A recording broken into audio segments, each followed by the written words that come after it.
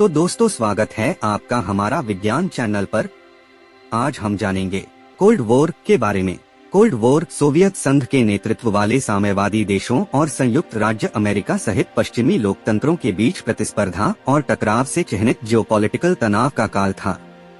द्वितीय विश्व युद्ध के दौरान संयुक्त राज्य अमेरिका और सोवियत संघ ने नाजी जर्मनी के खिलाफ सहयोगी के रूप में एक साथ लड़ाई लड़ी।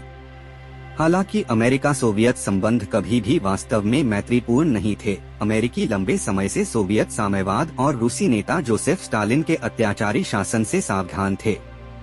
सोवियतों ने अमेरिकियों द्वारा उन्हें अंतर्राष्ट्रीय समुदाय में अग्रणी भूमिका देने से इनकार कर दिया। साथ ही द्वितीय विश्व युद्ध में अमेरिका के देरी से प्रवेश पर भी नाराजगी जताई, जिसमें लाखों रूसी मारे गए। 1950 में NSC 68 के नाम से जानी जाने वाली नेशनल सिक्योरिटी काउंसिल की रिपोर्ट में ट्रूमैन की सिफारिश को दोहराया गया था कि देश जहां कहीं भी साम्यवादी विस्तारवाद हो रहा हो, उसे रोकने के लिए सैन्य बल का उपयोग करें। इस उद्देश्य से रिपोर्ट में रक्षा खर्च में 4 गुना वृद्धि का आह्वान किया गया।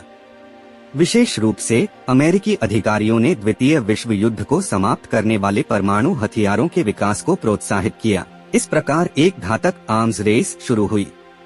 1949 में सोवियत संघ ने अपने स्वयं के परमाणु बम का परीक्षण किया। जवाब में राष्ट्रपति ट्रूमैन ने घोषणा की कि संयुक्त राज्य अमेरिका और भी अधिक विनाशकारी परमाणु हथियार बनाएगा, हाइड्रोजन बम या सुपर बॉम्ब। स्टालिन ने भी यही अनुसरण किया।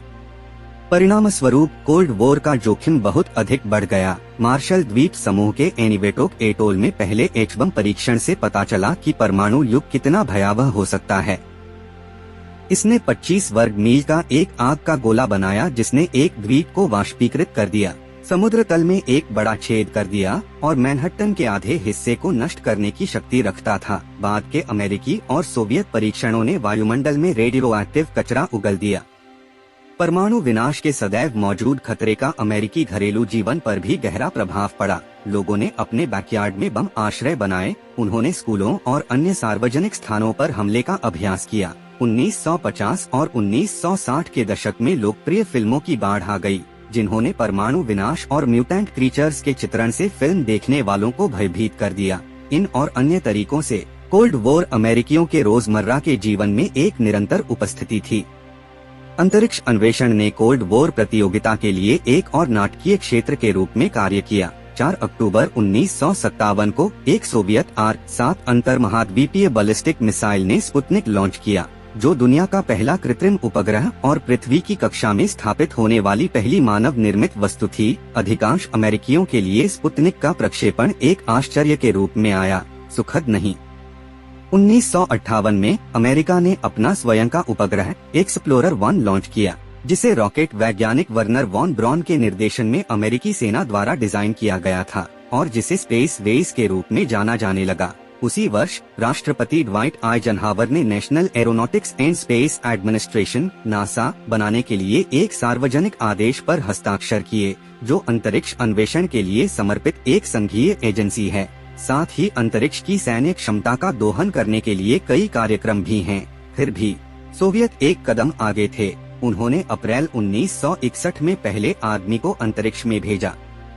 उस मई में एलन शेपर्ड के अंतरिक्ष में जाने वाले पहले अमेरिकी व्यक्ति बनने के बाद राष्ट्रपति जॉन एफ कैनेडी ने साहसिक सार्वजनिक दावा किया था कि अमेरिका दशक के अंत तक चंद्रमा पर एक आदमी को उतार देगा। उनकी भविष्यवाणी 20 जुलाई 1969 को सच हुई, जब नासा के अपोलो 11 मिशन के नील आर्मस्ट्रांग चंद्रमा पर कदम रखने वाले पहले व्यक्ति बने और प्रभावी रूप से अमेरिकियों के लिए अंतरिक्ष दौड़ जीत ली।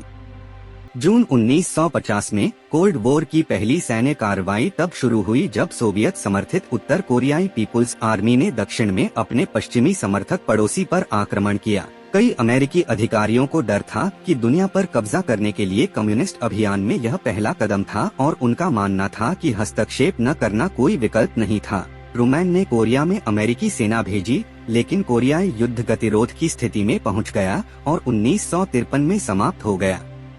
पूर्वी यूरोप में सोवियत प्रभाव कम हो गया। 1989 में क्षेत्र के हर दूसरे कम्युनिस्ट राज्य ने अपनी सरकार को गैर कम्युनिस्ट सरकार से बदल दिया। उस वर्ष नवंबर में बर्लिन की दीवार, जो दशकों से चले आ रहे कोल्ड वॉर का सबसे स्पष्ट प्रतीक थी, आखिरकार नष्ट कर दी गई।